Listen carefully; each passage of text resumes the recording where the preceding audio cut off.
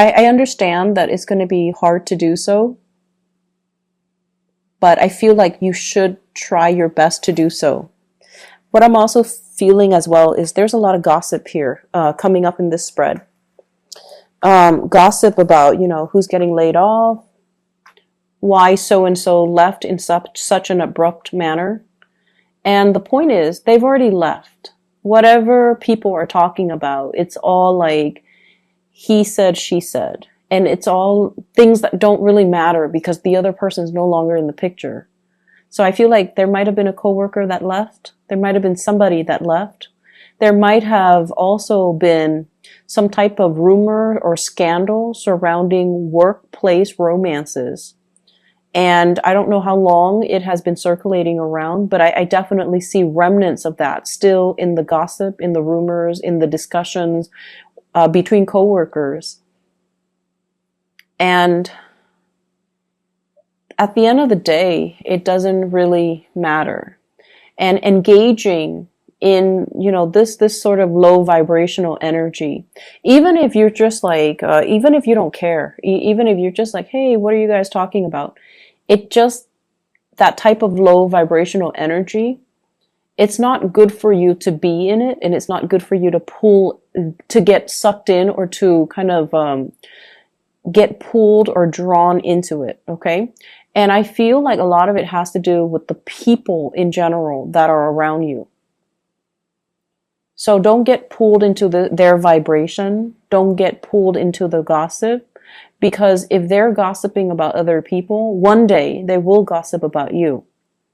So I want you to be very cognizant of who you are choosing to talk to associate with, to confide in, and to even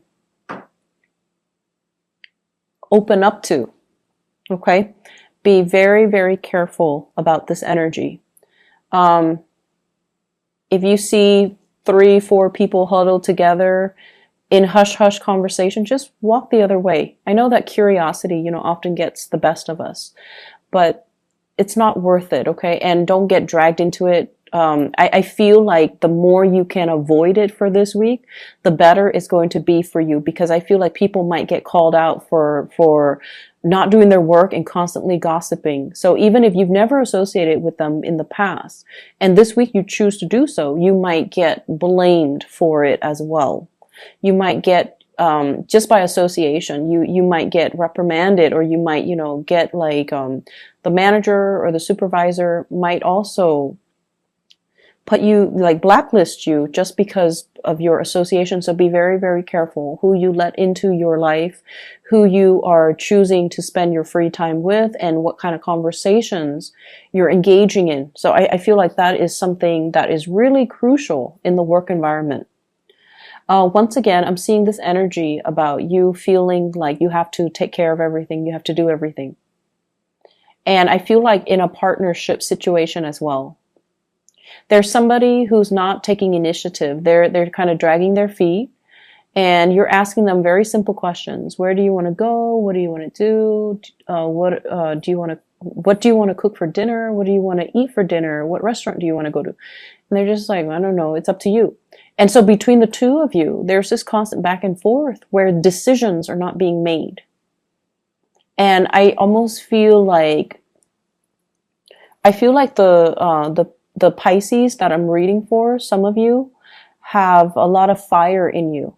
You are a little bit more, you're less passive, you're more aggressive, and you get things done, and you like to have things done in a specific manner, and you like to have clear, succinct communication.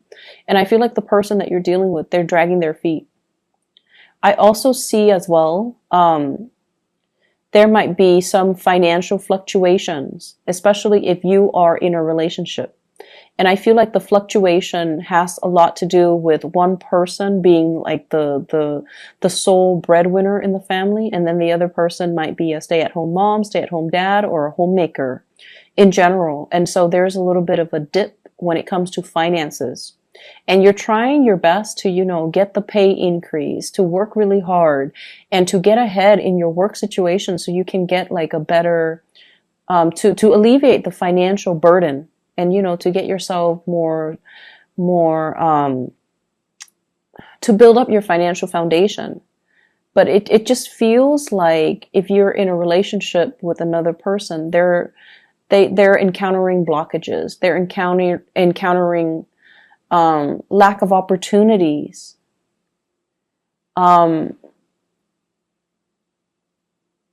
They're also encountering confidence issues that's disallowing them from going out to look for a job. Okay. So I'm seeing that with some of you with a partner where they might have, they might have,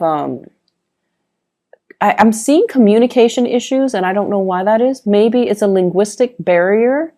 So maybe they, if, for example, wherever they're living, if it's an English speaking country, English might not be their native language. And so they feel a little bit out of their element, or they feel a little bit self-conscious about the way they speak, their accents or something. And so I feel like they might not have landed many jobs because of it. And it's like hurting their self-esteem. And then they're just like, no, I don't want to go through another job interview. I don't want to get turned down. I don't want to get rejected. And so they're kind of hitting a low point.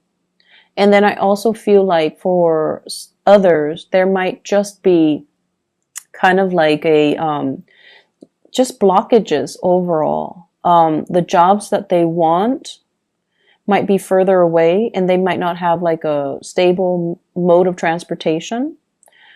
Or I'm feeling as well, the jobs that they want, they feel like they might not have the proper degree or certificate. So I feel there's a lot of pressure on you to,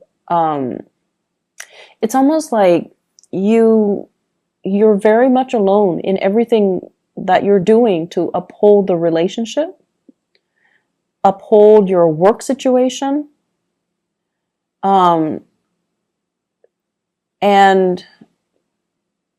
you don't blame your partner, but a big part of you feels like they need to do more.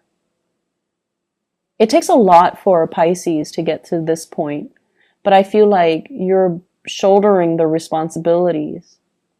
And I feel like the partner, I just feel like your partner, they're wallowing in self-pity, and they're not seeing how this situation affects you.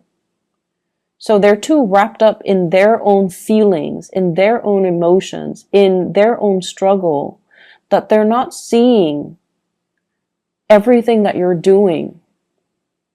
And if they're not really seeing what you're doing, then I feel like they're not motivated to, step up. And so I definitely feel there needs to be a discussion here. And I feel like if you tell them, hey, I'm really struggling, if you really spell it out for them, that will be the kind of like the drive, the impetus, and the one thing that will really motivate them, okay? Because they don't want to see you struggle, but they're so wrapped up in themselves. And you're probably wondering, because you guys are really intuitive and you're very, very considerate. You know when someone's in a bad mood, and you intuitively know. So you try to cheer them up. You know when somebody is like having a bad day. You know how somebody feels.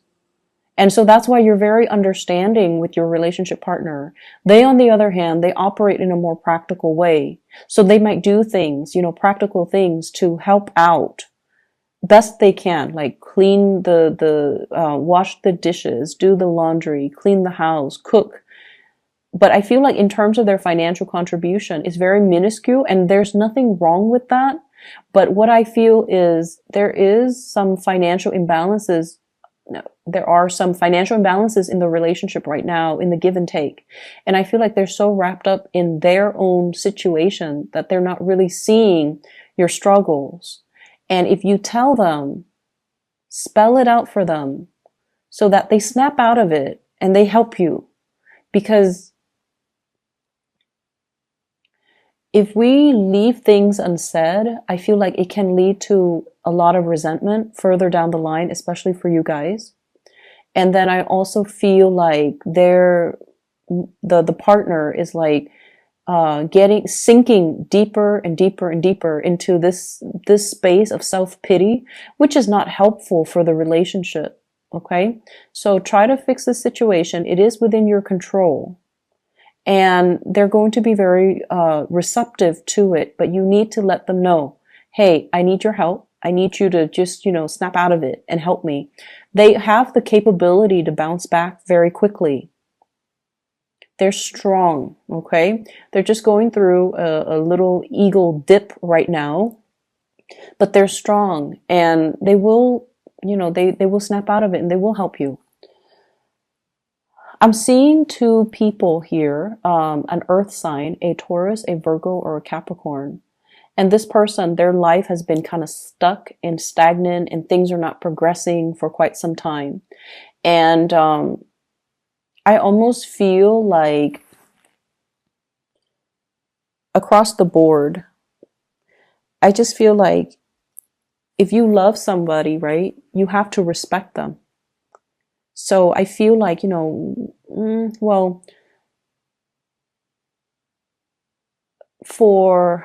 let's just say for a lot of the other signs, especially fire signs,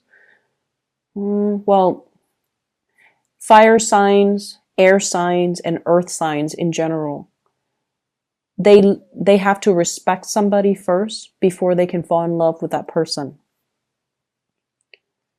Okay, so that's what I'm feeling. And I feel like for you love them first, and then you respect them. And I feel like even if the respect is not there, you still love them. I feel like somebody is kind of like falling off their pedestal in your eyes. And so they're saying, like, the message, feelings pending. How do you feel about this person? How do you feel about this person now? If they have fallen from their pedestal, and if you're looking at a situation very realistically, how do you feel about this person? So I feel like there's some major turn of events concerning your feelings about a situation. Is it still tolerable? Your feelings about a person, is their behavior acceptable? What needs to change? And is it within the realm of possibility to change this situation, or is it a lost cause? If it is a lost cause, do you check out now? Do you leave now? Or do you leave, or do you continue to waste time in it? Okay?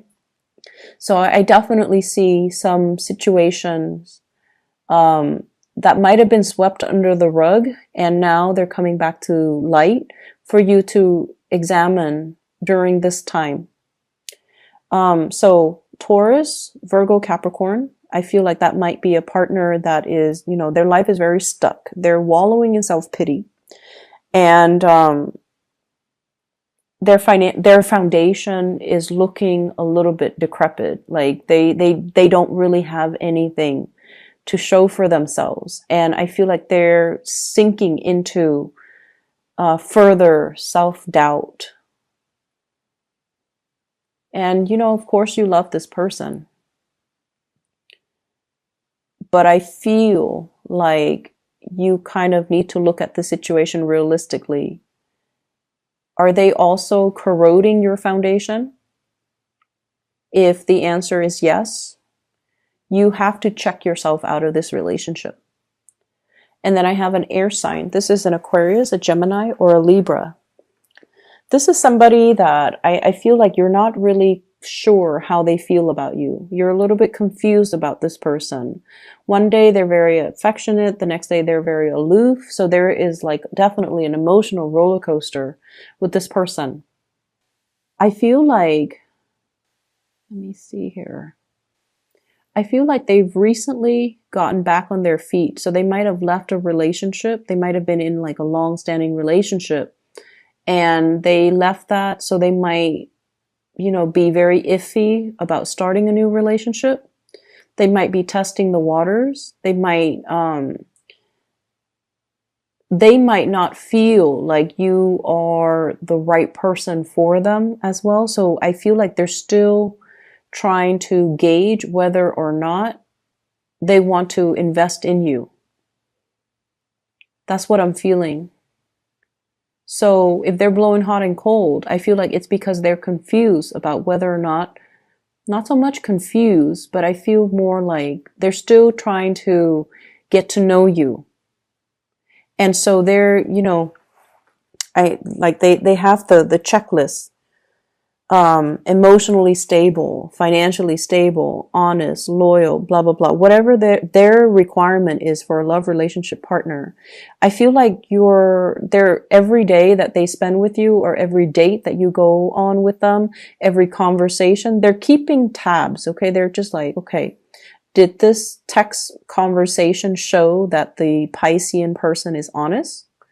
Has their past track record with their past relationships, has it shown me that the Piscean person is loyal?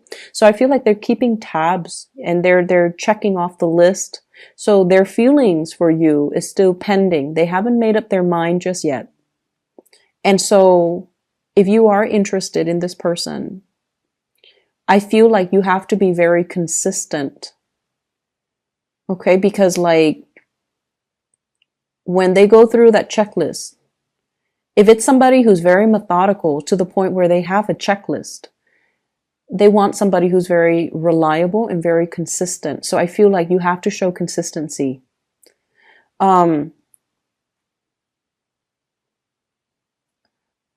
Honestly, I feel like there's a third party situation going on. And, this might not resonate with everybody. Some of you are even single. Others of you're in a committed relationship.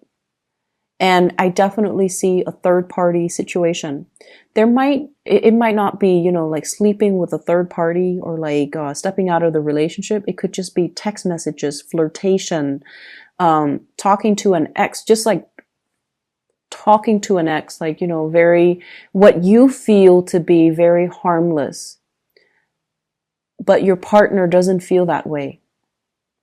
So the thing that I really want you to look at is, if the shoe were on the other foot. So if your partner is talking to his or her ex, how would that make you feel?